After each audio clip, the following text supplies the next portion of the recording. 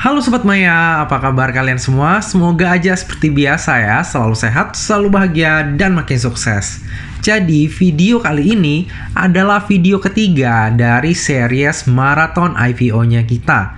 Dan ternyata, setelah ini masih ada 4 saham IPO yang harus dibahas. Kayaknya nggak kelar-kelar ya, nambah terus saham IPO-nya. Padahal enaknya tuh dijeda ya, biar alokasi dana kita juga aman. Lalu, sorry juga nih, kalau saya nggak bisa setiap hari upload video IPO. Walaupun ini aja saya tuh udah ngebut banget bikin videonya. Karena prosesnya itu, saya baca dulu nih prospektusnya. Lalu saya cerna informasi di dalamnya, mencari data tambahan, lalu mulai nih merangkai kata, dan membuat alur videonya, agar video ini enak untuk ditonton. Baru kemudian direkam, diedit, dan diupload ke YouTube. Jadi buat Sobat Maya yang udah mau bersabar nungguin video ini, thank you banget ya.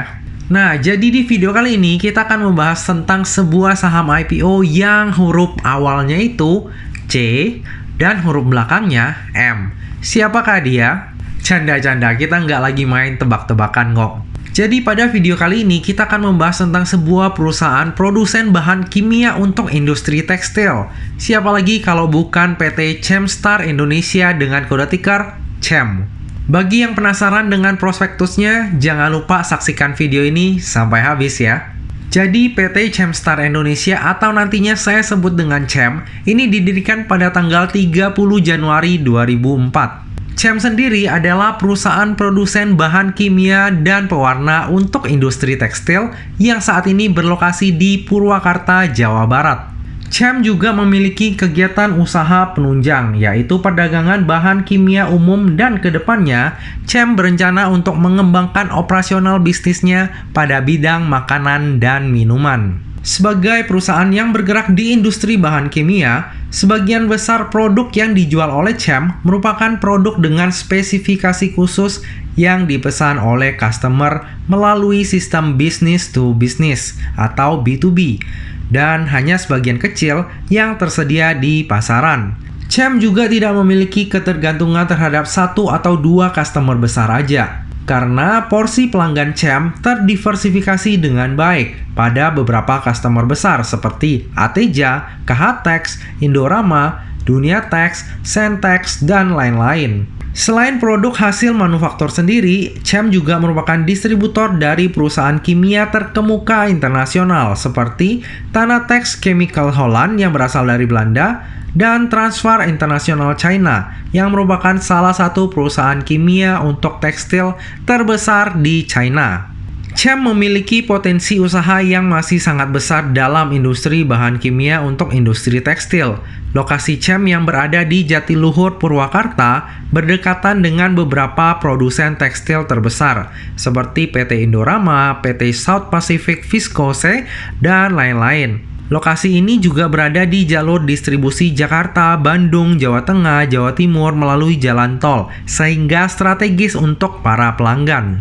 Untuk fasilitas produksi yang dimiliki oleh CHEM ada beberapa macam, antara lain, yang pertama adalah gudang penyimpanan bahan baku. Lalu selain itu juga ada production plant, lalu ada research and development laboratory, armada pengiriman, dan juga waste management facility. Berikut adalah kapasitas produksi dari CHEM dalam 3 tahun terakhir. Untuk utilisasinya masih tergolong rendah ya, harusnya di masa mendatang masih dapat terus ditingkatkan. Adapun kendala yang dialami CHEM saat ini adalah terbatasnya kapasitas penyimpanan atau storage yang membuat turnover persediaan perseroan saat ini berada di angka 3 bulan. Selain itu, ketergantungan industri bahan kimia pewarna terhadap bahan baku impor membuat industri ini, terutama CHEM, menjadi rentan terhadap resiko nilai tukar yang dapat sewaktu-waktu membebani profitabilitasnya.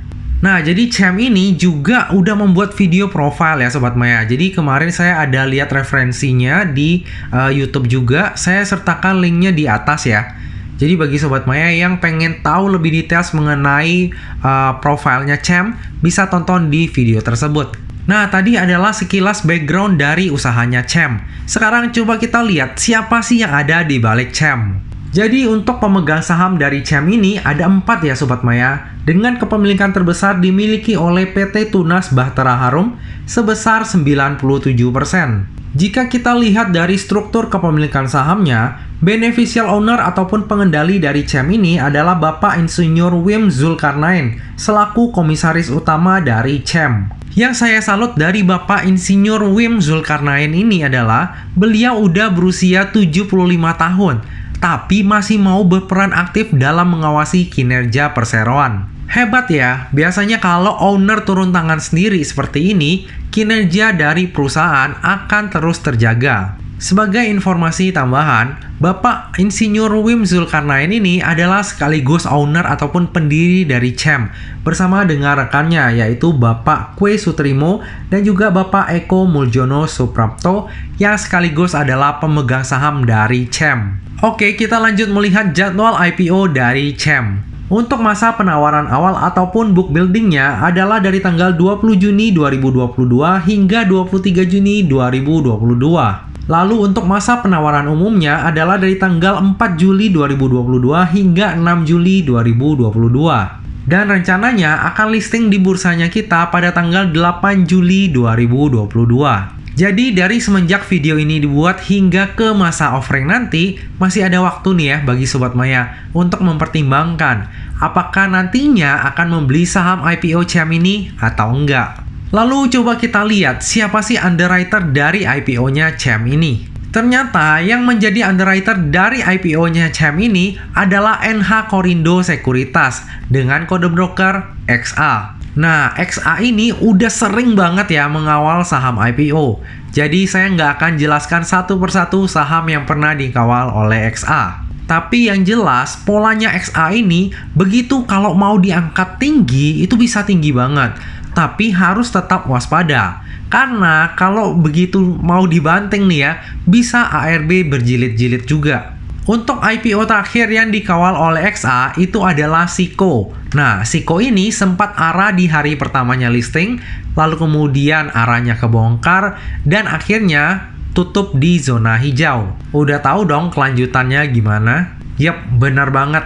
Keesokan harinya langsung ARB berjilid-jilid. Jadi, kalau XA ini jadi underwriter, jangan lupa untuk harus selalu waspada ya. Oke, kita lanjut ke struktur IPO-nya CEM. Dalam IPO ini, sebanyak-banyaknya 500 juta lembar saham atau mewakili sebanyak 29,41% dari modal ditempatkan dan disetor penuh yang akan ditawarkan kepada masyarakat. Harga penawarannya sendiri berkisar antara 150 hingga 190, sehingga dana yang akan diraup dari IPO ini adalah sebanyak-banyaknya sebesar 95 miliar. Lalu bersamaan dengan IPO ini, CEM juga akan menerbitkan sebanyak-banyaknya 250 juta waran seri 1 dengan rasio 2:1. Dalam artian, setiap 2 lembar saham CEM akan mendapatkan 1 waran secara gratis. Sayangnya, hingga saat prospektusnya dibuat, harga penembusan dari waran CEM masih belum ditentukan. Nah, jika nanti harga penembusannya itu ada di harga bawah, itu lumayan menarik ya Sobat Maya. Karena ada kemungkinan harga IPO-nya CEM akan dijaga nih, sehingga ada di atas harga penembusan warannya. Kenapa tujuannya? Ya tentu saja agar para investor mau tebus ya. Terlebih waran dari CEM ini adalah waran pendek ya. Dalam artian masa tebusnya itu pendek. Nah, jadi berapakah harga penebusan warannya nanti? Kita tunggu aja sampai ada prospektus finalnya pada saat masa offering. Oke, kita lanjut. Nantinya dana IPO-nya CEM akan dipergunakan untuk tujuan-tujuan sebagai berikut.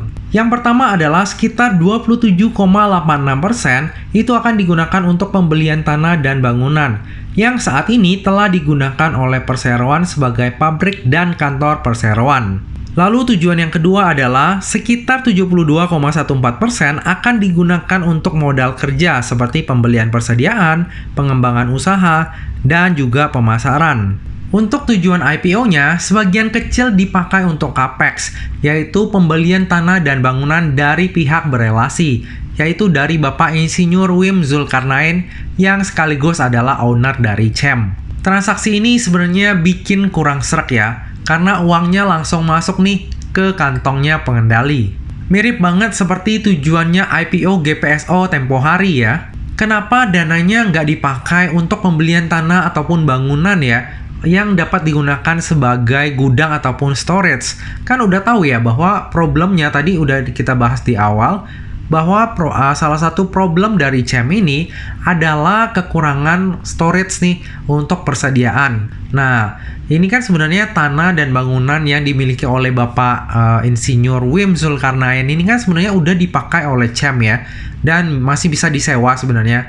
Kenapa nggak uangnya itu dipakai untuk pembelian gudang atau storage saja? Tapi ya pastinya dari perusahaan udah ada pertimbangan sendiri lah ya. Semoga aja bukan karena ada unsur kepentingan. Coba kita bedah lebih lanjut untuk kesehatan finansial dari CEM ini dari laporan keuangannya ya. Dari sisi aset terjadi peningkatan dari waktu ke waktu. Aset sejumlah 71 miliar di akhir tahun 2019 terus bertumbuh menjadi 90 miliar di akhir tahun 2021. Peningkatan ini salah satunya disebabkan oleh peningkatan di pos piutang usaha terhadap pihak ketiga dan juga persediaan. Oke, kita lanjut ke bagian liabilitasnya ya. Dari sisi liabilitas cenderung agak stabil dan harusnya secara likuiditas CEM ini masih cukup aman, karena aset lancarnya hampir 2 kali lipat dari total liabilitas jangka pendeknya. Sementara untuk liabilitas jangka panjangnya nggak banyak. Dari sisi ekuitas terjadi peningkatan ya. Dari ekuitas sejumlah 22 miliar di akhir tahun 2019 bertumbuh hingga hampir 2 kali lipat per akhir tahun 2021. Peningkatan ini terutama disebabkan adanya peningkatan modal di tahun 2021. Kita bedah lebih details ya. Berdasarkan akte nomor 165 tanggal 22 November 2021, dilakukan peningkatan modal dasar dari semula 10 miliar menjadi 60 miliar. Lalu juga dilakukan peningkatan modal ditempatkan dan disetor yang semula 6 miliar menjadi 15 miliar. Penambahan modal baru sebesar 9 miliar tersebut dilakukan dengan cara konversi utang dari para pemegang saham. Lalu masih di tahun yang sama, dilakukan pengalihan saham kepada PT Tunas Bahtera Harum sehingga susunan pemegang sahamnya menjadi sebagai berikut.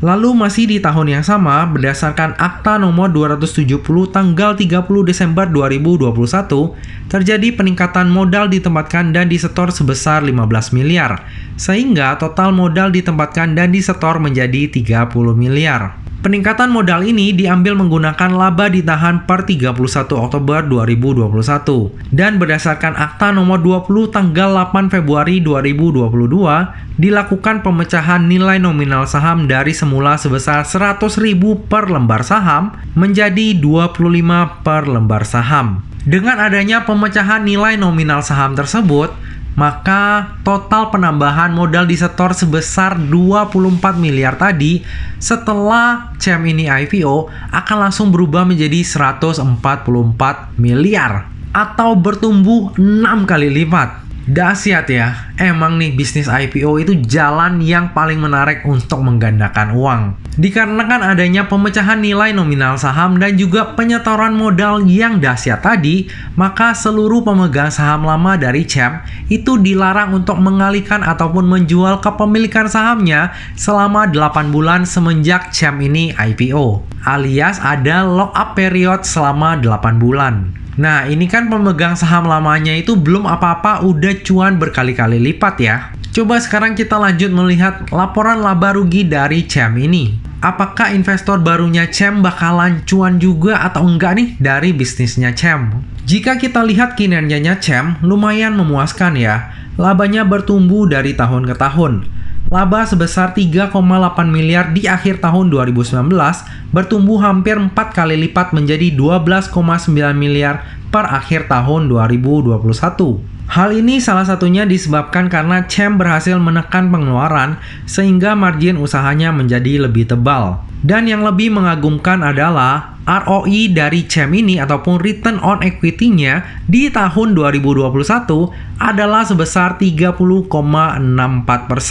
Besar banget ya. Nggak banyak perusahaan yang bisa menghasilkan ROI sebesar ini. Patut untuk kita pantau ya, apakah nantinya setelah IPO CEM masih bisa mencatatkan kinerja secemerlang ini atau enggak. Sebagai informasi tambahan, CEM ini dalam 3 tahun terakhir selalu rutin membagikan dividen. Dan rencananya CEM juga akan membagikan laba usahanya itu mulai dari tahun 2022 sebanyak-banyaknya 30% dari laba bersih perseroan. Nah, bagi Sobat Maya yang concern terhadap daftar efek syariah, CEM ini dapat dijadikan salah satu pilihan.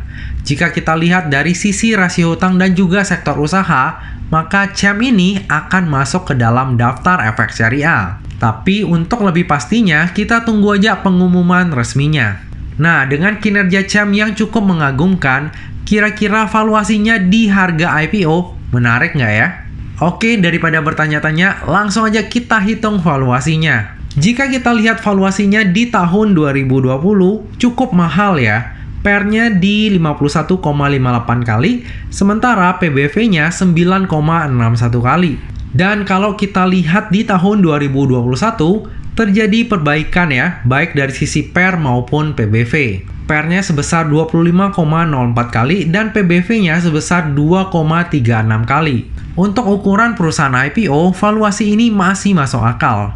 Nah, untuk kompetitor CEM di BEI, kayaknya belum ada yang sejenis ya. Jadi, akan saya coba bandingkan dengan perusahaan di sektor sejenis yang valuasinya ataupun market cap-nya itu nggak begitu besar.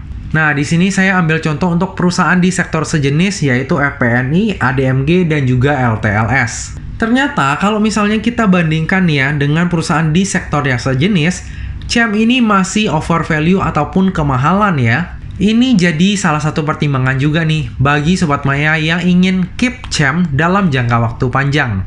Nah, dari tadi udah banyak hal yang kita bahas, sekarang tiba juga kita ke bagian kesimpulan. Kesimpulan yang pertama, kinerja CEM menurut saya cukup memuaskan. Bahkan kinerjanya enggak terlalu terpengaruh dari efek pandemi. Padahal di tahun 2020, kita tahu ya bahwa banyak klien dari CEM yaitu industri tekstil yang berguguran. Bahkan di tahun 2021, CEM berhasil mencatatkan laba yang jauh lebih besar daripada tahun-tahun sebelumnya. Tapi yang perlu diperhatikan bahwa mayoritas bahan baku dari CEM untuk saat ini itu masih impor. Jadi ada resiko nih untuk selisih nilai tukar mata uang asing yang mungkin aja berpengaruh terhadap profitabilitas dari CEM. Tapi berita bagusnya adalah CEM ini mulai beralih ya untuk menggunakan bahan baku lokal secara perlahan-lahan. Kesimpulan yang kedua, valuasi CEM secara PER maupun PBV masih tergolong mahal. Walaupun jika kita bandingkan dengan perusahaan IPO lainnya, valuasi dari CEM ini masih masuk akal. Untuk tujuan IPO-nya, ada transaksi afiliasi yang membuat saya agak kurang srek ya. Lalu untuk porsi saham yang ditawarkan kepada publik itu juga lumayan besar ya, hampir 30%. Dan jika seluruh waran berhasil ditebus, itu kepemilikan saham di masyarakat udah lebih dari 30%. Nah, kalau kepemilikan saham di masyarakat itu semakin banyak, itu indikasinya kurang bagus ya. Karena ada kemungkinan pemegang saham lama mau lepas sahamnya seluruhnya ke publik. Jadi tetap harus waspada juga ya terhadap hal ini. Kesimpulan yang ketiga, underwriter dari IPO-nya CEM ini adalah XA. Track record XA dalam mengawal saham IPO cukup ekstrim ya. Rata-rata kalau nggak ARA, ya ARB. Atau bisa jadi seperti SIKO, hari pertama masih closing ARA, hari berikutnya itu langsung ARB berjilid-jilid. Dan kalau kalian perhatikan, kalau underwriternya itu XA, biasanya nih ya, Lot B itu akan ikut pesan banyak.